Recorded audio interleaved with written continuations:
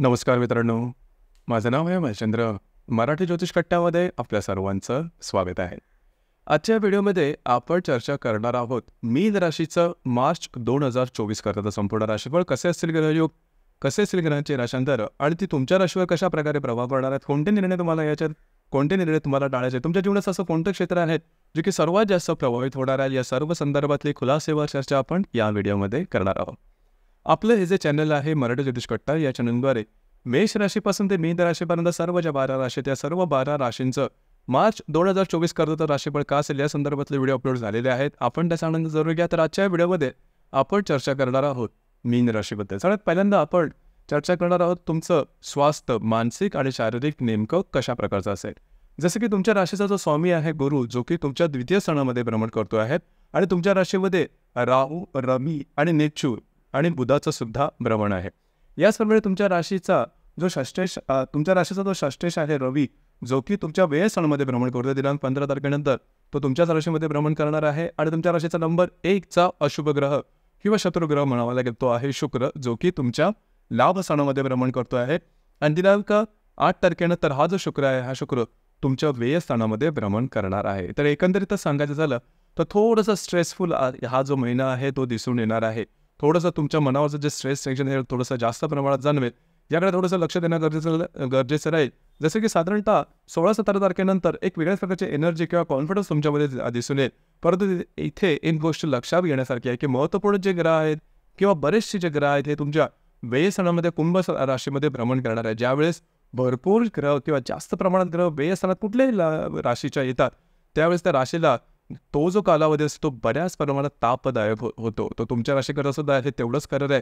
आणि सगळ्यात महत्त्वाची गोष्ट म्हणजे तुमची जी रास आहे ही 7.5च्या प्रभावाखाली आलेली आहे साधारणतः गेल्या 1.5 वर्षापासून. तर साधारणतः लक्षात घ्या की हा जो पहिला फेज आहे 7.5चा, त्यामध्ये जी 7.5मध्ये माणूस काही चुका करायला प्रवृत्त होतो आणि त्याच्या चुका आहेत, ह्या चुका पुढे जाऊन म्हणजे मुळाची प्रत्यक्ष 7.5 तुमच्या राशीवरती येते किंवा शनी जेव्हा तुमच्या राशीत होतो त्यावेळेस त्याचे अनुभव त्याचे परिणाम आहे ते भोगावे लागतात. तर साधारणतः तुमच्या राशीमध्ये जो शनी आहे तो मे 2025 नंतर येणार आहे. तर आत्ता केलेल्या ज्या चुका आहेत त्याचे तुम्हाला परतावा त्या दरम्यान तुम्हाला करावा लागेल. तो कुठल्याही प्रकारचे शॉर्टकट्स घेऊ नका, कुठल्याही प्रकारची मोठी रिस्क घेऊ नका, कुठल्याही प्रकारचा आउट ऑफ द वे जाऊन गोष्टी करू नका. आत्ता सध्या तुम्हाला खूप कॉन्फिडंट वाटेल की आपण एखादी गोष्ट केली किंवा करून ठेवली किंवा त्याच्यावर अनुभव येतील, परंतु लक्षात घ्या त्याचे जे अनुभव किंवा त्याचे जे नेगेटिव्ह आस्पेक्ट तुम्हाला मिळतील हे खूपच त्रासदायक असतील. त्याच्या संदर्भात काळजी घ्या. पण तुमची जी रास आहे ही बऱ्याच प्रमाणात इमोशनल आहे. तो कुठल्याही गोष्ट, कुठल्याही फील्डशी रिलेट, कुठल्याही क्षेत्राशी संबंधित का असे ना, कुठल्याही प्रकारची मोठी रिस्क या दरम्यान घेऊ नका. कारण हा जो महिना आहे हा महिना तुम्हाला प्रवृत्त करेल अशा प्रकारची रिस्क घेण्याकरता. त्यामुळे थोडीशी काळजी घ्या, थोडंसं सजग राहा. तुमची जी रास आहे ती सजग राहत नाही, डिसिप्लिन नाही आहे. हो करू दे, बघू, करूया अशा प्रकारची विचारवृत्ती असते. थोडासा लेझीनेस तुमच्या राशीमध्ये आढळतो. त्यामुळे थोडंसं वेळेतच तुम्ही शहाणा झालेलं गरजेचं आहे, नाहीतर याचे खूप त्रासदायक अनुभवाला तुम्हाला सामोरं जावं लागेल. तर इथे जसं आपण चर्चा करतोय की या महिन्यामध्ये स्ट्रेस टेन्शन थोडंसं जास्त राहील. यानंतर आपण चर्चा करणार आहोत की तुमचं जे पैशाच्या संदर्भात म्हणजे आर्थिक स्तर नेमकं कशा प्रकारचं राहील. जसं की तुमच्या राशीचा जो धनेश आहे मंगळ, जो की तुमच्या लाभ स्थानामध्ये भ्रमण करतोय, 16 तारखेनंतर तुमच्या व्यय स्थानामध्ये भ्रमण करणार आहे. तुमच्या राशीचा जो अष्टमेश आहे शुक्र, हा सुद्धा तुमच्या लाभ स्थानामध्ये भ्रमण करतोय 8 तारखेनंतर तुमच्या व्ययात भ्रमण करेल. आणि जो लाभेश आहे शनी, जो की तुमच्या व्ययस्थानातच भ्रमण करतो आहे. तर साधारणतः आर्थिक संदर्भामध्ये सुद्धा गोष्टी थोड्याशा वेगळ्या होतील. अपेक्षेप्रमाणे जर का तुम्ही गोष्टी करत असाल किंवा अपेक्षा तुमची असेल आर्थिक संदर्भात काही मिळण्याची या महिन्यात, तर ती अपेक्षा फेल होईल. खर्चच तुमचे जास्त होतील. अनपेक्षित अनावश्यक खर्च या महिन्यात जास्त होईल. त्यांना कात्री लावणं गरजेचं आहे. थोडंसं डिसिप्लिन लाईफ जगणं गरजेचं आहे. कोणाला काही कमिटमेंट प्रॉमिसेस अजिबात करू नका. याआधी जर का तुम्ही केलेले असतील तर त्याचे परिणाम, त्याचे अनुभव तुम्हाला या महिन्यात येतील. तर तुमच्यावरती ज्या जबाबदाऱ्या असतील त्यासुद्धा या महिन्यामध्ये थोड्याशा वाढतील. ज्याच्या आधी जर काही जबाबदाऱ्या टाळल्या असेल तर त्याचं जे परिणाम आहे ते तुम्हाला या महिन्यामध्ये भोगावे लागू शकतील. थोडंसं अलर्ट राहा, काळजी घ्या. लोन घेणं, पैसे देणं या प्रकारापासून थोडंसं प्रवृत्त व्हा, थोडंसं लांब राहा. गोष्टी तुमच्यासाठी कॉम्प्लिकेटेड होऊ शकतात. यानंतर आपण चर्चा करणार आहोत गृहसौख्याबद्दल. तर तुमच्या राशीचा जो चतुर्थेश आहे बुध, जो की तुमच्या व्ययस्थानामध्ये भ्रमण करतो आहे, 8 तारखेनंतर तुमच्याच राशीत येईल आणि 26 तारखेनंतर तो तुमच्या द्वितीय स्थानामध्ये भ्रमण करणार आहे. अर्थात घरातल्या ज्या व्यक्ती असतील, फॅमिली मेंबर्स आहेत, त्यांच्याकडे तुम्हाला चांगला पाठिंबा वगैरे मिळेल. त्यांच्यापर्यंत नातेसंबंध सुद्धा तुमचे सुधारतील. तर लक्षात घ्या तो एक जो भाग आहे तो तुमच्याकडे चांगला राहील.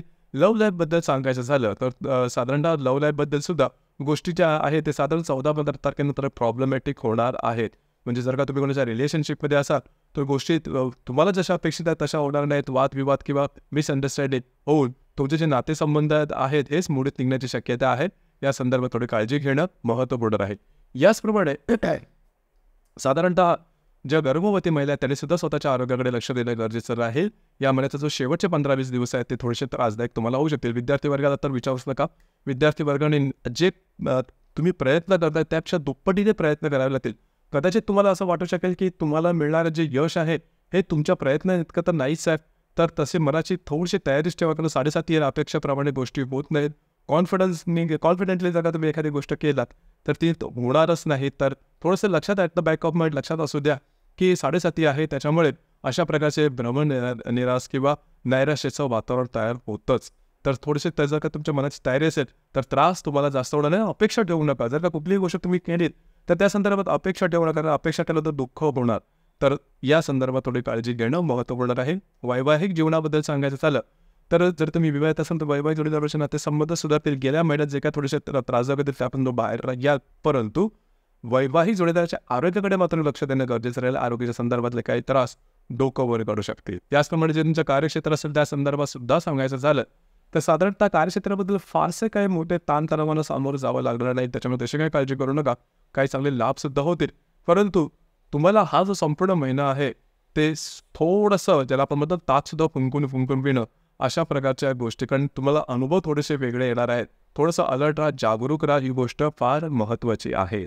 यानंतर आपण चर्चा करणार आहोत ग्रहयोगाबद्दल आणि ग्रहयोगाचे परिणाम नेमके कशा प्रकारचे असतील. जसं की दिनांक 3 तारखेला हर्षल आणि शुक्राचा केंद्रयोग होणारा हर्षल जो की तुमच्या द्वितीय स्थानात किंवा धनस्थानात भ्रमण करतो आणि जो शुक्र तुमच्या लाभ स्थानामध्ये भ्रमण करतोय, दोघांचा केंद्रयोग होणार आहे. तुमच्या मित्रपरिवारापैकी जे महिला असतील त्यांच्यावर वादविवाद होतील, मतभेद होतील आणि थोडेसे खर्चाचे सुद्धा प्रमाण या दरम्यान वाढेल. याचप्रमाणे दिनांक 8 तारखेला नेपच्यून आणि बुधाची युती होणार आहे तुमच्या राशीमध्ये. विवाहित असाल तर वैवाहिक जोडीदारावर वादविवाद किंवा ज्याला आपण थोडंसं संशयाचं वातावरण तयार होणं किंवा डिफरन्स ऑफ ओपिनियन अशा प्रकारचे काय अनुभव येतील तर तिथे थोडंसं लक्ष देणं गरजेचं राहील. याचप्रमाणे दिनांक 9 तारखेला मंगळ आणि हर्षलचा केंद्रयोग होणार आहे. मंगळ जो की तुमच्या लाभस्थानामध्ये भ्रमण करतो, हर्षल तुमच्या द्वितीयात भ्रमण करतोय, दोघांचा केंद्रयोग होणार आहे. आर्थिक संदर्भात ज्या गोष्टी आहेत त्या थोड्याशा कॉम्प्लिकेटेड होऊ शकतील, तुमच्या अंदाज चुकतील, खर्च जास्त होऊ शकेल आणि मित्र परिवारावर वादविवादाचे प्रसंग उभे राहतील. याकडे थोडंसं लक्ष देणं महत्त्वपूर्ण राहील. याचप्रमाणे दिनांक 17 तारखेला नेपच्यून आणि रवीची युती सुद्धा होणार आहे. रवी हा तुमच्या राशीचा षष्ठेश आहे, अर्थात अशुभ ग्रह आहे. त्याच्यावर युती होणार आहे, ती तुमच्याच राशीमध्ये होणार आहे. थोडंसं मिसगाईड होणं, चुकीचे निर्णय घेणं, तुमच्यावर चीटिंग होणं, भावनेच्या आहारी जाऊन काही चुकीचे निर्णय घेतले जाणं, अशा प्रकारच्या काही गोष्टी या दरम्यान होऊ शकते. तुम्हाला सजग राहणं महत्त्वपूर्ण आहे, अलर्ट राहा. याचप्रमाणे दिनांक 19 तारखेला राहू आणि बुधाची सुद्धा युती होणार आहे तुमच्याच राशीमध्ये. तुमच्या राशीमध्ये राहू नेपच्यून सगळे भ्रमण करतायत, तर बुध राहूची युती सुद्धा तुमच्याच राशीमध्ये होणार आहे. लक्षात घ्या, विवाहित असाल तर वैवाहिक जोडीदाराचे नातेसंबंध या दरम्यान खूप टोकाचे वगैरे होऊ शकतील आणि गैरसमजामुळे त्या गोष्टी तुम्हाला कळणार आहे. ज्या ठिकाणी तुम्ही काम करता, नोकरी करता किंवा व्यवसाय करता त्या ठिकाणचे कॉन्फिडेन्शियल स्पॉईल होणं वगैरे असे सुद्धा काही प्रकार होऊ शकतील. घरातल्या ज्या व्यक्ती असेल त्यांच्या आरोग्याकडे लक्ष देणं महत्त्वपूर्ण राहील. याचप्रमाणे दिनांक 21 तारखेला शनी आणि शुक्राची युती होणार आहे तुमच्या व्ययस्थानामध्ये. लक्षात घ्या, शनी आणि शुक्र हे दोन्ही ग्रह तुमच्यासाठी अशुभ फलद आहे. शनी जो तुमचा लाभेश आहे, व्ययश आहे आणि शुक्र मगाशी सांगितल्याप्रमाणे नंबर 1चा अशुभ ग्रह आहे. दोघांची युती तुमच्या व्ययस्थानामध्ये आणि व्ययस्थाना आधीच एवढे ग्रह आहेत, त्यामुळे गोष्टी जास्तच कॉम्प्लिकेटेड होऊ शकतील. कुठल्याही प्रकारचे रिस्क तर घेऊच नका. नाकासमोर चाला आणि नाकासमोर चालून सुद्धा जर काय तुम्हाला वेगळे अनुभव आले तरी सुद्धा त्याची सुद्धा तयारी ठेवा, जेणेकरून त्रास तुम्हाला जास्त होणार नाही. बॅक ऑफ द माइंड जर तुम्हाला असेल की महिना काय व्यवस्थित नाही तर कुठली रिस्क घेता कामा नये, तर त्या संदर्भात तुम्हाला त्रास होणार नाही. कारण शनी शुक्राची युती ही तुमच्या दृष्टीने किंवा तुमच्या राशीच्या दृष्टीने आणि ती ज्या स्थानात होणार आहे त्या दृष्टीने सुद्धा अशुभ फलदायी अशीच असणार आहे. त्यामुळे तुम्हाला अलर्ट राहणं, काळजी घेणं, आउट ऑफ द वे जाऊन गोष्टी करू नका. तुमची जी राशी ट्रस्टवरती आहे, समोरच्या व्यक्ती ते लवकर विश्वास करते, तर तसं करू नका. त्याचे वेगळेच अनुभव तुम्हाला येऊ शकतील. या महिन्यातली जी अमावास्या आहे ही सुद्धा तुमच्या व्ययस्थानात आहे कुंभ राशीमध्ये. त्यामुळे अमावास्येच्या आसपास म्हणजे 10 तारखेच्या आसपास सुद्धा वेगळे विचित्र काही सिनारिओ, काही सीन्स किंवा काही घटना घडामोडी अशा होतील की तुम्ही एखादी चूक करण्याकरता प्रवृत्त व्हाल. लांब राहा, थोडंसं स्वतःचे नियंत्रण ठेवा. आत्ता जरी गोष्टी तुम्हाला त्रासदायक वाटल्या तरीसुद्धा तुम्ही जर का जोपर्यंत चूक करत नाही, तुम्ही जोपर्यंत कुठल्या गोष्टीमध्ये कमिट होत नाही, तोपर्यंत तुम्हाला जे अनुभव येणार नाही. त्याच्यामुळे स्वतःहून कुठली गोष्ट करू नका. अर्थात नशिबाने काही चुकीच्या गोष्टी झाल्या तर त्याला आपण फारसं काही करू शकत नाही. परंतु त्यामध्ये मनामध्ये एक समाधान असेल, की बाबा तुम्हीच काही चूक केलेली नाही. आणि कॉन्फिडेंटली कुठलीच गोष्ट करू नका किंवा बिनधास्तपणे कुठलीच गोष्ट करू नका. तर त्यात तो जो त्रास आहे तो तुम्हाला भविष्यात येऊ शकेल किंवा होऊ शकेल. या संदर्भात काळजी घ्या. आता जसं सांगितलं की अमावास्या 10 तारखेला आहे किंवा पौर्णिमा जी होळी पौर्णिमा आहे ती 25 तारखेला आहे. अमावास्या पौर्णिमेच्या दरम्यान रविचंद्राचं आकर्षण पृथ्वीकडे थोडंसं जास्त असतं. त्यामुळे आपण भावनातीत होतो आणि भावनातीत होऊन घेतलेले निर्णय चुकण्याची शक्यता जास्त असते. थोडंसं अलर्ट राहा. ही गोष्ट अतिशय महत्त्वपूर्ण आहे. यानंतर 7:30ची सुरुवात तुमच्या राशीकरता होते आहे. तर मित्रांनो, हे होतं मीन राशीचं मार्च 2024 करण्याचं संपूर्ण राशीफळ. आपल्याला हे राशीफळ कसं वाटलं आपण त्याच्यावर बघू. अशा प्रकारे घेतला खाली कमेंट बॉक्समध्ये नक्की कमेंट करा आणि आपलं हे जे चॅनल आहे मराठी ज्योतिष कट्टा हे सुद्धा लाईक शेअर आणि सबस्क्राईब नक्की करा. धन्यवाद.